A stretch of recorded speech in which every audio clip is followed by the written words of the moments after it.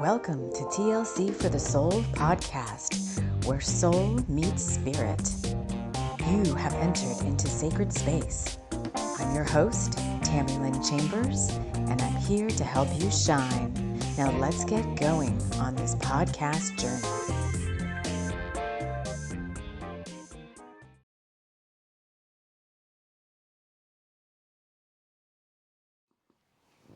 Hello, friends. Hello, and welcome. I was just about to say Bringers of the Light Sunday, but it's not Bringers of the Light Sunday because we didn't have a Bringers of the Light Sunday yesterday because, well, stuff happens, right? So kept getting pulled into other things, and before I knew it, it was later in the day, and it started snowing, and I felt so tired, and I just wanted to sit on the couch with a blanket, and so Bringers of the Light Sunday didn't happen. But we are here today. This is Monday, December the 2nd, and I swear this looks crooked. Hold on. I don't know. That's not any better, but anyway. All right, it's December the 2nd, and I wanted to come in and do the December energy hangout and read the Earth Council updates for this month, talk about the energy of this month and some of the things that are going on right now. But before I go any further, I'm wrapping us all in love light and light love. Inviting in the guides who overlight TLC for the soul, Archangel Michael, Archangel Metatron, the Pleiadians, all my TLC for the soul guides who would like to join us now, in this now, this Bringers of the Light, December energies. I'm going to have to pause now. Okay. We had some snow yesterday, and I don't know if my snow removal people are coming. They came this morning and did a little part of the driveway up to the door, but they didn't do the driveway at all because they have to bring in a skid steer because my driveway is really big, and so if they show up, the dog's going to start barking a lot, so we may have to pause, but we're fine right now. It was unexpected snow, so I think that's something. So I'm going to ask the guides to kind of take over here and guide my words, guide the messages for all of us for the month ahead. We're going to do some special little fun thing too between now and the solstice. So for this month, if you didn't already, I would invite you to go back. Oh, there's that brass ring again. There's grabbing that brass ring. Go back and watch the week ahead card reading, the Fabulous Fridays card reading, because we talked a lot about this next 2.5 weeks or so up to the solstice, where there's so much higher light available right now for all of us, and that there's a huge influx of star family teams coming in to support that higher light. And I really feel like, they are allowed to bring their energy in closer to support us during certain times. And they're asked, I think, to pull further away at other times when we may need to be going more within, and we may need that,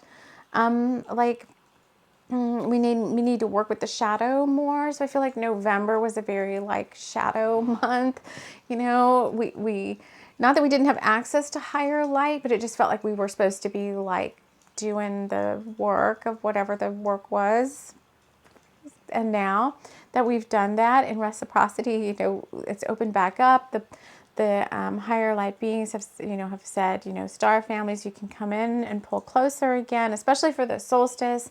They're here to help raise the vibration of the planet, but they're also here to help you tap into more universal source energy through the clarity of, well, number one, your intention, and number two, depending on the star families you connect with, all of them that come through to support us are very high vibrational and are here to help with the ascension process.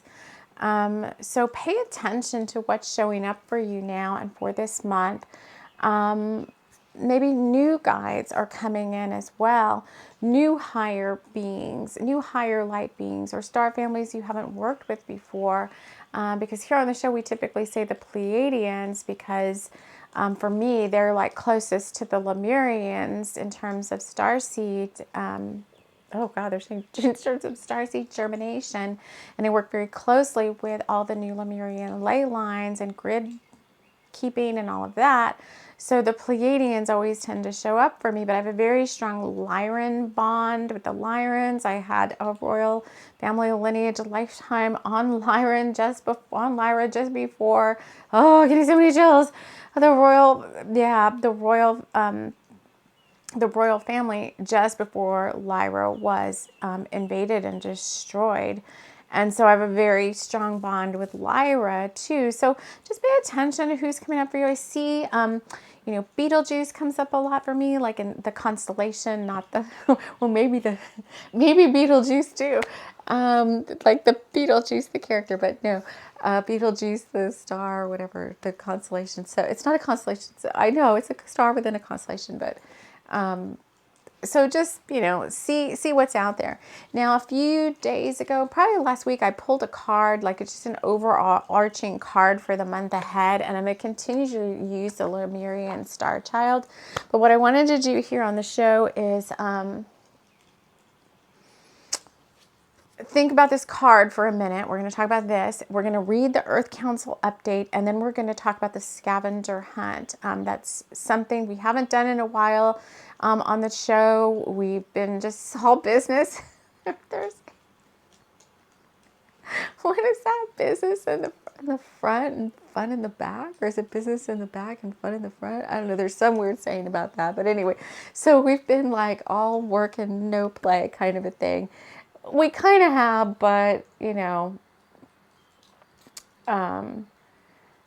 there's many different beings coming in to support us. And I think, levity is required right now. And the intention to want to have like whistle while you work and to have fun and not be so serious. Although, I don't know. We'll see. Hold on. So the card that came in for the month was integration.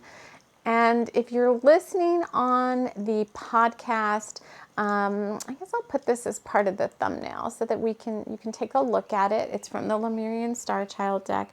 But it's like, to me, it looks like what Lemuria might look like if when I go there in my mind's eye, in terms of there's an ocean, there's mountains. For me, Lemuria always is like part of the Hawaiian Islands, and the California coast is very Lemurian to me. There's a huge master crystal here. There's doves. I'm not sure if it's a moon or a sun, but there's a rainbow. There's light beings, and all of them in this artwork are connected to their higher selves. There's a connection up to the soul star. And the master crystal is also, it's bigger than these people, and it's also connected in and all the way up into the cosmos. And it looks like it's receiving the energy down in and then like emanating out from the crystal. There's a lot of plant life here, and there's very interestingly, I'm never sure why, there's like the symbol of like an atom, ATOM, and like atomic symbol. And then there's a big turtle and like a baby turtle. And we're hearing that song like Love Takes Time. Let's see. Let me go see if I can find it. Let me see if I can find the one I'm thinking of. No, it's not Mariah Carey. It's not Mariah. Oh yeah, this band. It's a band, they may be one-hit wonders. It's a band called New Orleans. Love Takes Time. I saw a twinkle in her eye. It is a fire deep inside, but it burns so wild and strong, I knew it wouldn't last for long. 'Cause love takes time and it's hard to find. You got to take some time to let love grow. I saw a shooting star go by. It blazed a path across the sky, but the beauty did not last. No, some things just happen all too fast. Then the chorus again, but love takes time. It's hard to find. You got to take some time to let love grow. Well, some think love's a game you play for a night or two, but I think that's a shame because I know that in the end, they're bound to lose. And it just keeps going on with that. Love takes time. Listen to me, people. Hard to find. You know it's going to be there. You know what I'm talking about. Yours and mine. Love takes time. It's bound to take a while. It's hard to find if you want it. Love takes time. So maybe in this case, I mean, you could say that it has something to do, that song has to do with a relationship. But I think here too, this ascension process, this integration process too, is all about, you know, it doesn't happen overnight. And, you know, world changes, world events going on. You may be like, you know, this is never going to happen. This utopia that you're showing me on this card is never, we're never going to get here. And the star families that are coming through are saying you will, but maybe not in your lifetime. Maybe you won't get back to, you know, New Lemuria, in this utopia in this lifetime, but that doesn't mean you don't stop trying. It doesn't mean you don't shine your light bright for everybody, and take your focus off of, you know, why aren't we there yet, and why does it seem like, you know, as a world we take 2 steps forward and 1 step back, or vice versa, like 1 step forward and 2 steps back.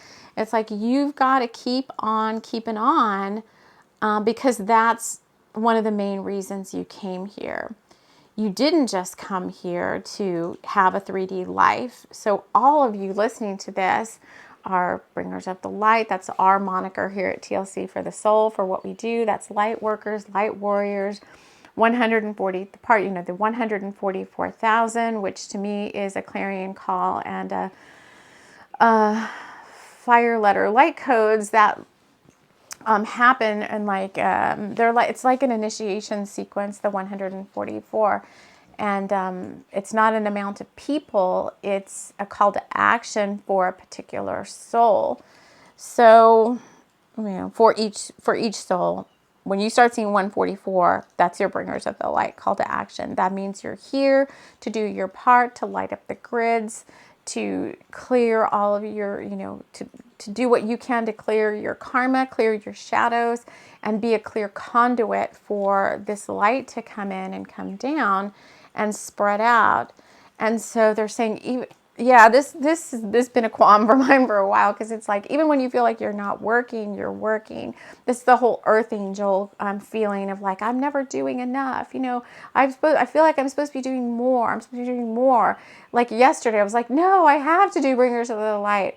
And it's like, if I'm not doing bringers of the light, what am I doing? You know, I'm just like here, like a, you know, just like a dot on the planet. Then what am I doing? It's like, we are already working. You are shining your light. And in our case here, you know, Mystic Gables, what I call my place, my land, is already doing its part. You know, we not only enchant the temple, but we fill it up with so many invocations and intentions for being a clear conduit, not just me, but the land here itself. It's very sacred where I live. There's the medicine wheel just right up the path, you know, just like a few minutes walk away. You know, there's all the burial mounds that are right there that are thousands some odd years old. You know, we were brought here to help hold this space, and we do so by keeping not just ourselves, like me and my son, but the land and the structures and all that are very heavily and magically enchanted. And, you know, with the intention of sending the love and the new Lemurian light codes and freedom codes and bliss codes out. And they told us, you know, you're doing that at a radius of 10 miles. So even if I'm just feeling like I'm sitting around doing nothing, which doesn't feel productive to me, because I'm like, no, I'm a light worker. I have to be being of service. Like, you're already being of service just by being here and doing these things that you've been called to do. So for those of you that may feel, because not everybody feels like super high vibe, during the month of December, right? There's very high light available, the joy of the season and all that. No matter what holiday you may or may not celebrate, that light is available to you. But there's some people during this time, like in the Northern Hemisphere, it's winter here, you can get into that, what is it, like feeling sad or feeling low just because the light is lower. It gets dark super early and you may be like, oh, do I get anything done during this time? What is this all about? So you choose what to tap into. Do I tap into 3D lower energy? What's going on in the world? Are these situations in the world? It seems like a lot of people are concerned about the world right now. Are they ever going to change? Am I just here for no good reason? Others just love around. No, you're not. You're doing what you're guided to do, and I think that's very important. And if you want more than what you've been guided to do, then there's always special assignments. So I think now we're going to bring in and they're saying don't discount what you've been guided to do too, because I think some people are like, I'm just guided to like get this crystal and go put it over here in the ground, which was our assignments from the last Earth Council update. Like, I'm just guided to get this crystal and go put it over here in the ground and, do whatever you're guided to do with it. It's like, is that really enough? I mean, it doesn't feel very monumental to me. And it's like, yes, but you're not acting alone.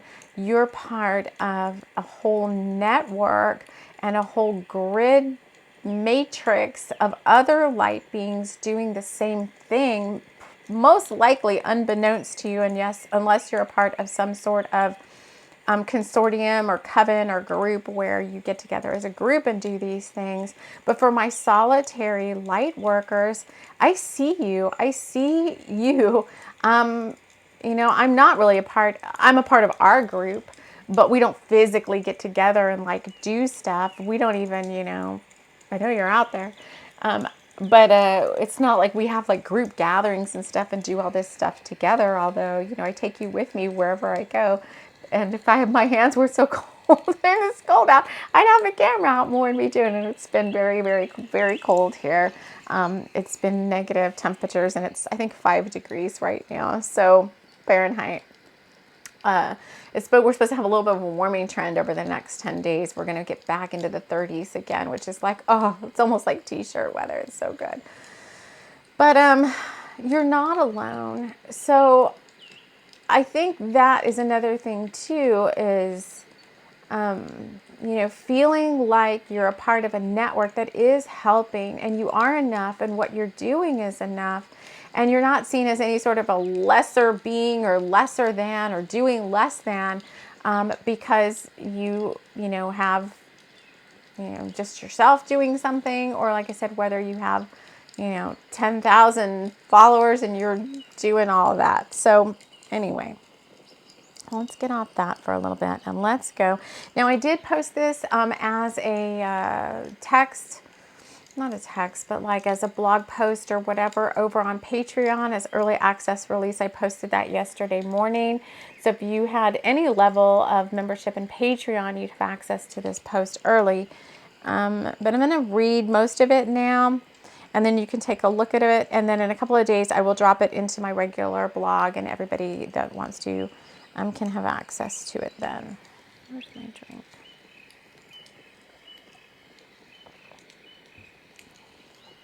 Feel like you can handle a little bit more this month or want to take on an additional assignment.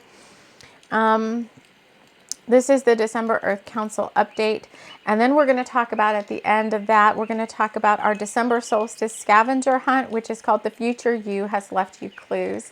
And this is interactive. This is something that if you want to take on this scavenger hunt, we can all do together, and we'll come back and share what we've got or what we found. But Future You Has Left You Clues. But before I go there, I did call in all the Earth Council members yesterday.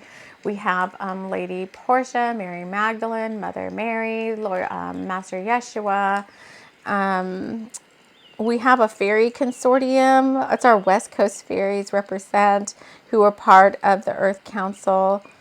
Master Merlin is part of it. Let's see. Lady Venus.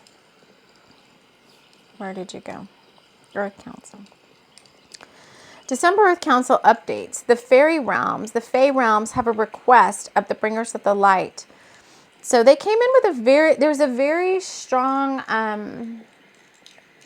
thing. So part of this Earth Council that we work with here at Bringers of the Light is on conservation, and it's in resources and being like land guardians, because a lot of you like that. A lot of you want that. A lot of you want special assignments that have to do with conservation, divine resources, working with the land, being a land guardian. Many of you are, you know who you are, dragon keepers, and we work with sacred sites and so forth. And earlier, I can't get it right now, but earlier I drew a fairy card for the month ahead too from the Brian Frow deck, and Sacred Waters and Springs came up, and I left that there because I do.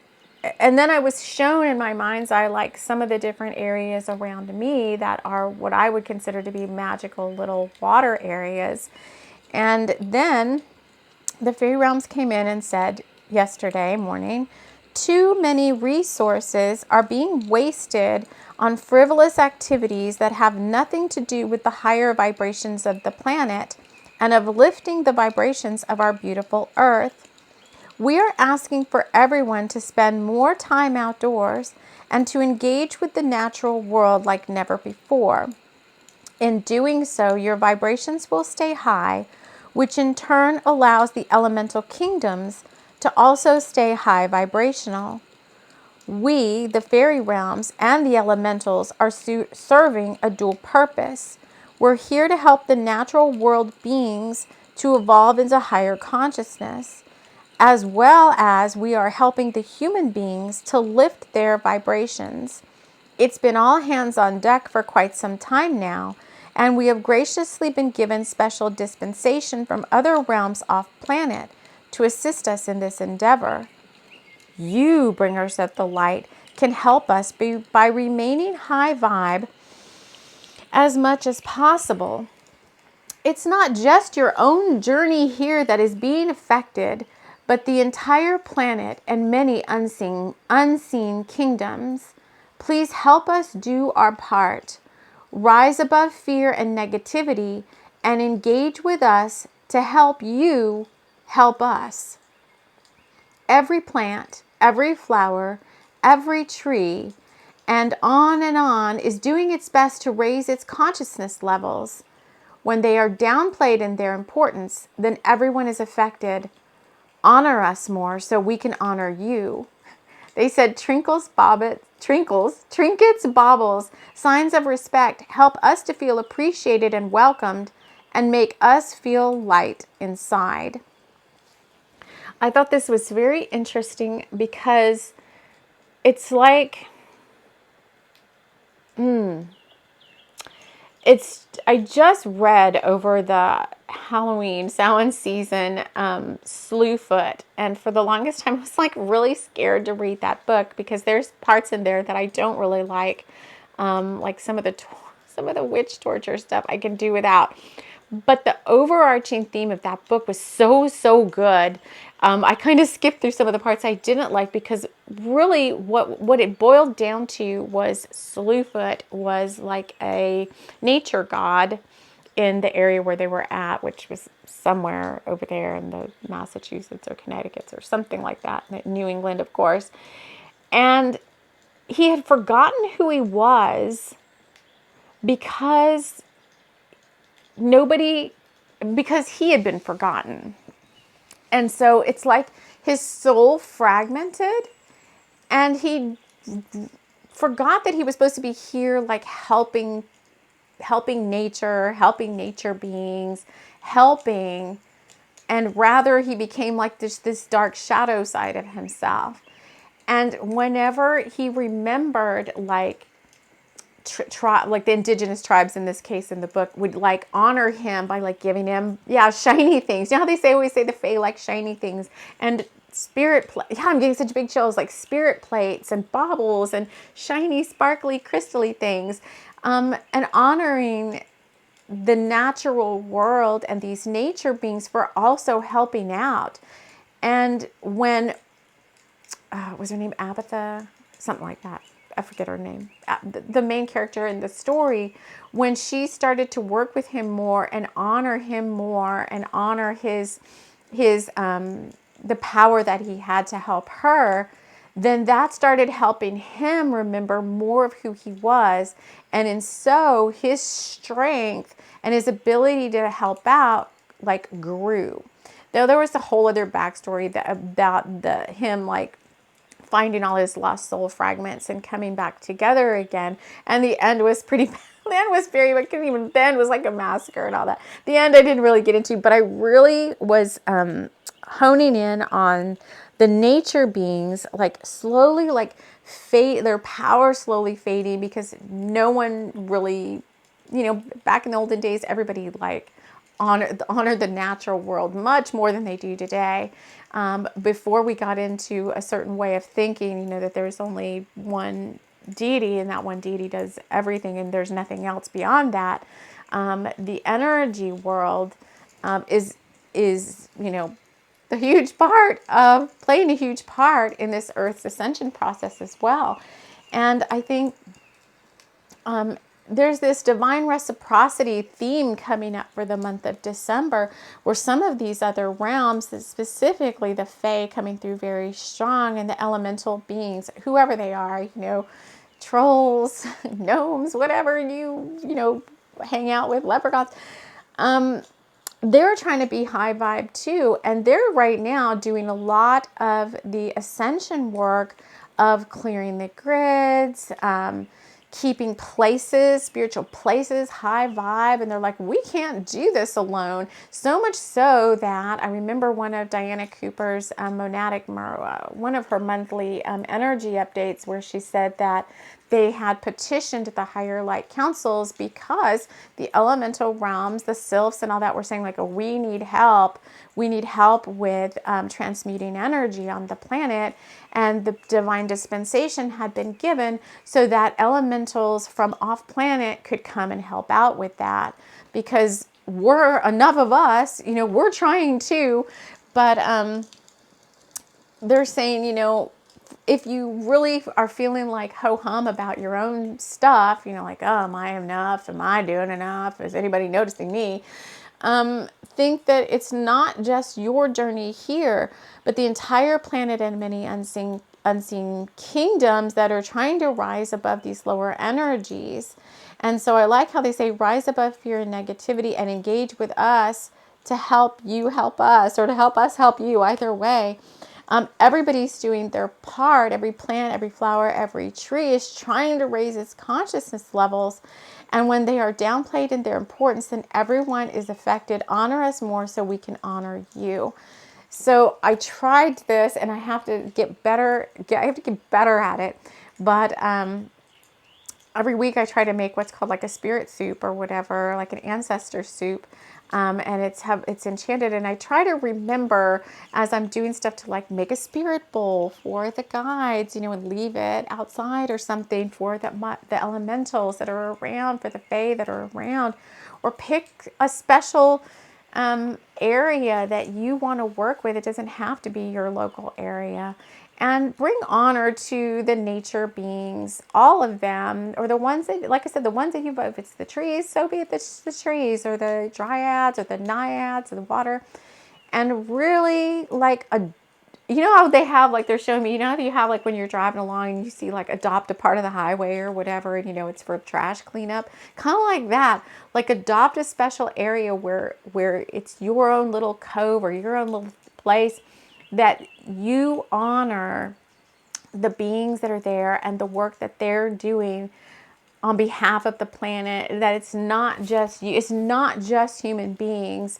And I think we'd be very, the ego comes up a little bit, like human beings are going to save the whole entire planet. It's like, it's not just human beings. There's many other beings working on this whole process as well, which I think is why we've got this card where there's so much in this integration card. There's animals, there's people, there's crystals, there's, mountains and water, and everybody's trying to do their part. The second point that the Earth Council wanted to make was called planetary resources. Bubbling brooks, sacred wells and springs, divine water sources are needing our assistance at this time. It is necessary to help the water elementals to raise the vibration as higher light comes in this month. In our last update, we asked you to work with crystals and the Earth's ley lines in an attempt to keep the grid stable and high vibrational. This was a very successful effort, and for those of you who took part in this, we thank you. And that was the Earth Council update we did, I forgot, was it September, August or September? This month, and you can find those, they're on my blog. If you want to go back and look at previous Earth Council updates, all links to everything I talk about are always in the show notes, but those are on the blog, and you get early access to those if you're a member of my Patreon. But it says, this month we are asking for support with the waters. We would ask that each volunteer choose a sacred well, spring, brook, or body of water, either close to you or where it most resonates. For this month of 12, we are asking you to befriend this natural resource and to include the water beings, elementals, and other water spirits in your daily meditation by sending this area of your choosing love, light, and healing. These water areas are able to draw down higher light by the sun, but they will receive a much added boost when a human channels divine energy to them. Why is this important? You are the waters of life on the planet, and what happens in the waters stays in the waters and is directed down to all sources of water, to ultimately your own waterways, wells, and drinking supplies. Please help to support this effort and find a friend at your own sacred water site. Again, divine reciprocity, trinkets, baubles, and signs of respect help us to feel appreciated and welcome and make us feel light inside. And what they showed me there was what they're saying, why is this important? Like, what happens in the water stays in the waters and is directed down to all sources of water, to ultimately your own waterways, wells, and springs. It's like we're trying to raise the vibration of everything on the planet, right? Not just the earth, not just the air. The water now is asking for our help. And it was so weird because I just listened to an audiobook. It's a series. It's very cheeky and very British. Most of the stuff I like does come from the UK. But at the end of the story, it's like a murder mystery. The Agatha Raisin murder mysteries. They're very cheeky. And very British aristocracy and stuff, like Lord so-and-so and Sir this and that. They're kind of funny. And Agatha Raisin is a detective. But at the end of this last one that I listened to, this guy was afraid that I don't know if it was his friend, but it was two guys, and one of them was afraid that the other one was going to rat him out or whatever. And so he ends up poisoning him and throwing him down the well of the property where they're staying at. And then just nobody ever find him here. And then they said, then it pans forward in the future, and someone's reading a news article, and apparently they are reading an article in a newspaper update about this place, and they're like, 2 dead bodies were found, one at the bottom of a well, and the other one apparently died from drinking contaminated well water, because the body of that person was decomposing in the well water. And they didn't think about that, right? They were just like, oh, that person's gone down there. And then the water they were drinking was had, let's just metaphorically say, it had dark energy and decomposing dark parts and stuff. And so it ended up poisoning the person. Take that as you see fit, right? So ultimately, the water all comes back down to us somehow. And at some point, whether it starts as an iceberg and melts into the ocean and comes down through the waterfalls, and somehow it all gets somewhere, right? Where ultimately, usually human beings have a part in collecting it or drinking it or standing in it or bathing in it or something, right? And so it's just another level of high vibiness. And I say even thankfulness and reciprocity for water, because they're saying like you are the waters of life, and it's like, well, without water you wouldn't be here. And so, you know, without this sustenance, this bounty that the planet has to offer, you know, where would the human being realm be? So I would just say, you know, yeah, like adopting some waterway or area that you resonate with. There's an aspect of me that's always at the Chalice Well in Glastonbury, because during the many lifetimes I've had over there, different places in Avalon and Glastonbury Abbey and the tour, a part of me, I guess, decided to stay and always continuously help out that Archangel Michael ley line. And so there's like an aspect of me that's always there, like helping to raise the vibration around the Chalice Well and around some of those other areas. But there's a little brook here in town that is so cute. I don't know the source of the water. Is it coming out of the sewer water? Is it just coming from some mountain somewhere? I can't really trace the source of it. Is it coming from the river? But it's so cute. It's so magical. And it's probably frozen right now, but every time I go there, it just makes me so happy. The water's always like bubbling and brookish, and there's always like, you know, green grass and the trees, and it's just, there's a little bridge and you can stand over and you can like listen to it. And so pick something. Oh, I love the Guadalupe River and the Comal in New Braunfels. Yeah, I don't know, I might have to pick more than one.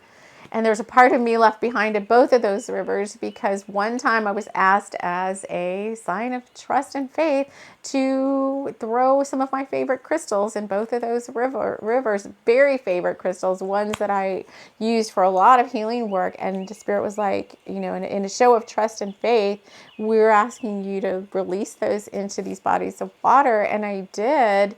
That was even before the boon. And so there's a part of me and an aspect of some of the sacred tools that we use, we used them on the channel many years ago. And those are now a part of those two rivers. So I feel like I'm almost like, and then we put our boon in the Guadalupe River. So I feel very energetically like connected to the Comal and the Guadalupe River. All right. One more, and then we're going to talk about the scavenger hunt. Love land support is their last topic. It is the right time for many upgrades in the human body template. This month, so much light will be entering the planet in preparation for 2025, a year of the Golden Renaissance. Many of you, however, are still anchoring yourself in the past, unable to let go and move forward. This time will be monumental for upgrades, new timeline shifts, greater opportunities, and divine resources becoming available not only to each of you individually, but to the planet as a whole. Let's get untied from the past and look to this golden time with anticipation and excitement. How do you do this? A massive amount of divine energy will be coming into the planet at the solstice this year. Its purpose is to clear past timelines and open the portals for new higher timelines to be energized and initiated. All bringers of the light will be receiving instructions from your individual teams on how to prepare yourself and those around you for this event. In exchange, you will each be offered the opportunity to move out of old timelines and trajectories and have an upgrade to your timelines. This is again a massive shift for all, but awakened souls will feel it first, followed by those newly awakened within the past 6 months, and then those who are not choosing to awaken in this lifetime will still see the benefits of this up-leveling. With great sacrifice comes great rewards, and we are sharing this with you to allow you to prepare yourself to have these inner dialogues with your teams and those you have an outward influence on. The time is now to choose the path to higher light and to being in a state of bliss consciousness that has not been available on the planet before. So allow us to prepare the space, and then we will share more later during the 3rd week of December on what's to come from this intense shift in vibrations at both the planet level and at individual soul levels. Again, all souls, we thank you for your participation in this exciting opportunity called the Earth's Ascension. Without your support and participation, this would not be possible. So,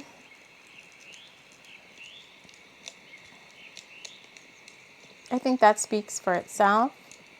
And so in preparation for this, you should check in with your own teams, your own spirit guide teams, and ask them, you know, how are you supposed to prepare for this? What would they like you to do?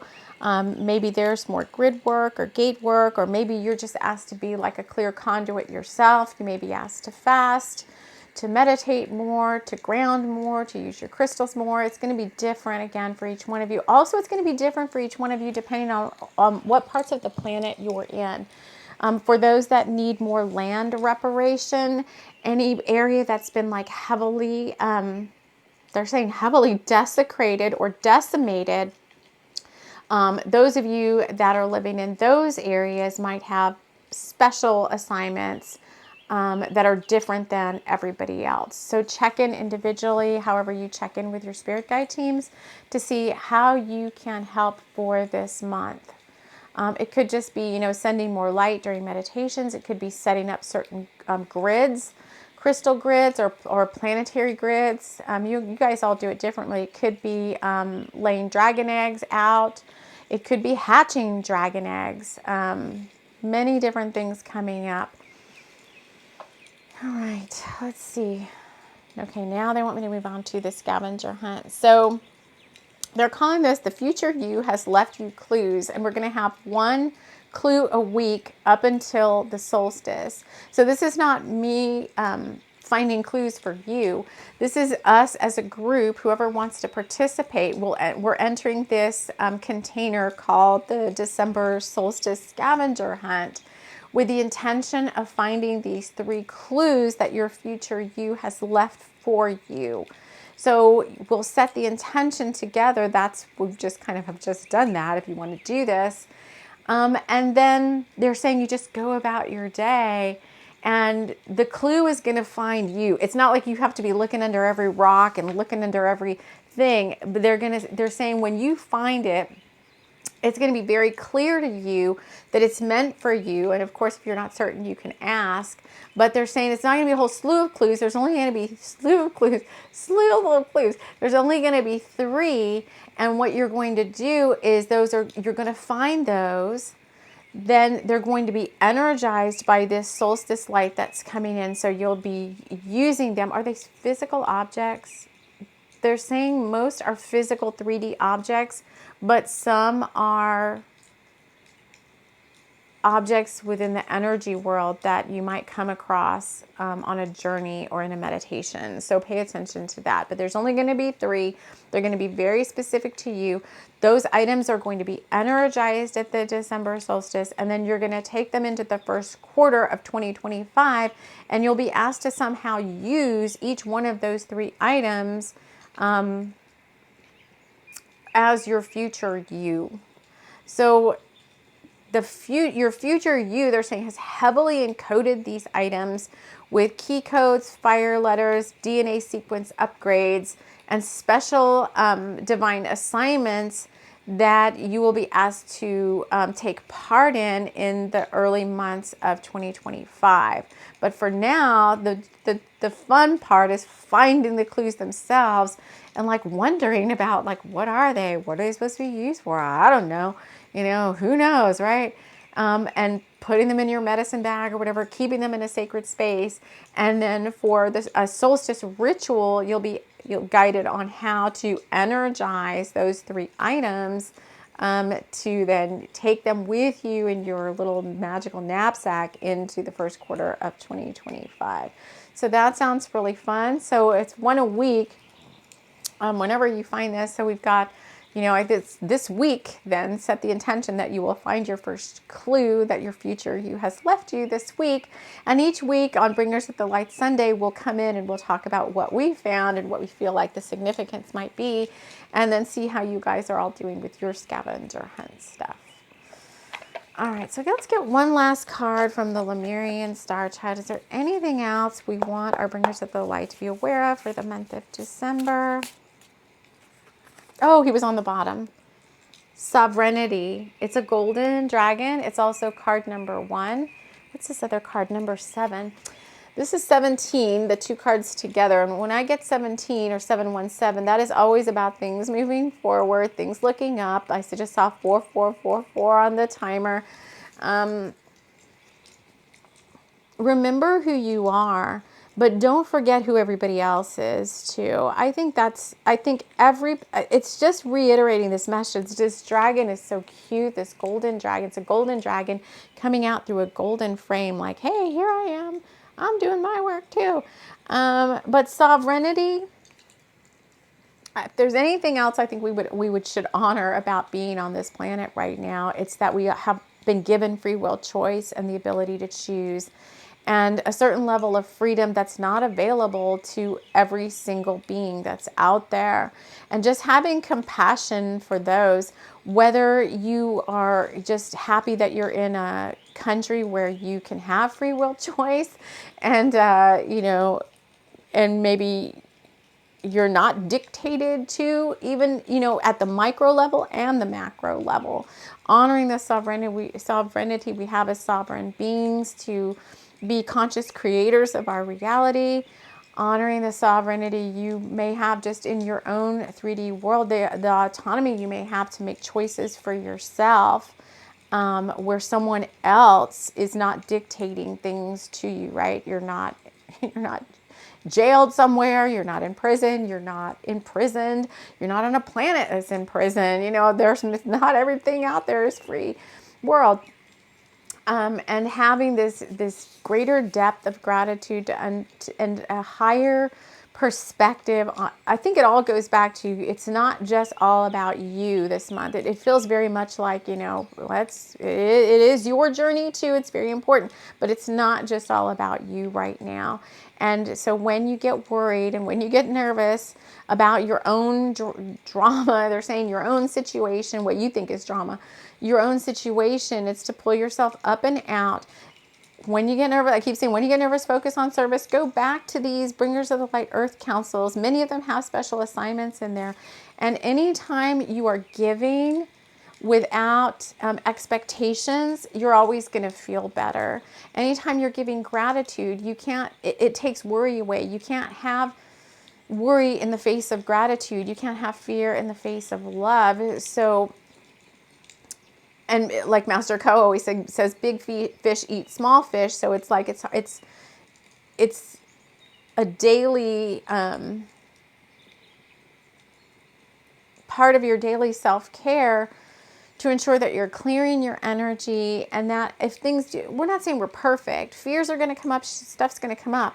But the more you overlight those with higher vibrational thoughts and feelings, gratitude, divine reciprocity. How can I be of service? How can I be of service right now? Usually when I'm feeling my worst or my most nervous about the future, or anxious about like what's to come or what hasn't come yet, I'm like, please show me how I can be of service. And when I come do a video for you guys or a card reading or something, I always feel so much better after that. So, and it's not just a feeling better. It's a karmic, the good karma that comes from being of service also helps wipe out any negative karma that may be keeping you down as well. So there's a lot available to us this month ahead, this higher light. And I don't know what's coming next at TLC for the soul. I haven't really thought about it yet, but something is coming, and something always comes up, and there's always divine service and things we can do together. And I don't know, we'll see. If we don't see you again this week, we'll see you during Bringers of the Light Sunday with Flying Potion. I am trying to finish Flying Potion by the solstice, because it was an intention of mine to release a new book every solstice and every equinox. So we'll see what comes of that.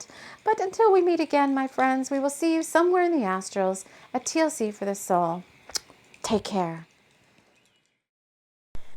Welcome to Auntie Hattie's Banana Bread Bar and Walking Tours. Come join us. Take a break from the road to Hana. come on in and try our powdered sugar-topped banana bread and a walking tour through Auntie Hattie's beautiful banana plantation. She might talk to you a little bit about how to make her famous banana bread as she winds you through the trails where there are mystical elemental beings who might show themselves to you if you give them a chance and maybe share a little piece of your banana bread. Auntie Hattie's Banana Bread Barn walking tours, the Road to Hana favorite.